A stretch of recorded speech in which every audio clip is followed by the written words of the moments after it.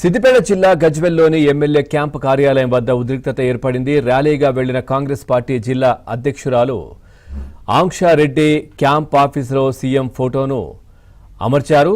ఇక పని చేయని ఎమ్మెల్యే తమకు వద్దు అంటూ కాంగ్రెస్ కార్యకర్తలు నినాదాలు చేశారు. అయితే కాంగ్రెస్ నాయకులు కార్యాలయం అద్దాలు, ఫర్నిచర్ ధ్వంసం చేశారని బీఆర్ఎస్ నేతలు ఆరోపిస్తున్నారు. దీనికి సంబంధించి మరింత సమాచారాన్ని మా కరెస్పాండెంట్ సుభాష్ అందిస్తారు. సుభాష్, పూర్తి డీటెయిల్స్ ఏంటో ఏం జరిగింది? ఈ రోజు సిద్దిపేట జిల్లా గజ్వెల్ నియోజకవర్గంలోని గజ్వెల్ ఎమ్మెల్యే క్యాంప్ కార్యాలయం పైకి ముట్టడించారు ఈ కాంగ్రెస్ నాయకులంతా కలిసి కూడా.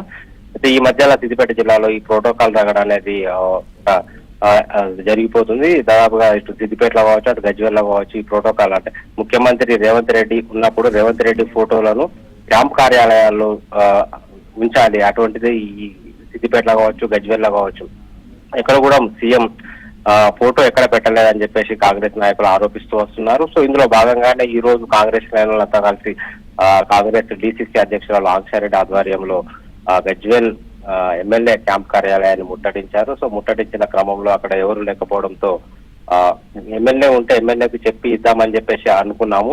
సో ఎమ్మెల్యే లేడు కాబట్టి మేమే తొలగించాము, అక్కడ ఫోటో తొలగించామని చెప్పేసి కాంగ్రెస్ నాయకులు చెప్తున్నారు. సో ఈ సందర్భంగా మేము ఎట్లాంటి అలజడి సృష్టించలేదు, కేవలం ఫోటో మాత్రమే వేసేస్తామని చెప్పేసి ఒకవైపు కాంగ్రెస్ శ్రేణులు చెప్తుంటే, మరోవైపు క్యాంప్ కార్యాలయంలో కిటికీ అద్దాలు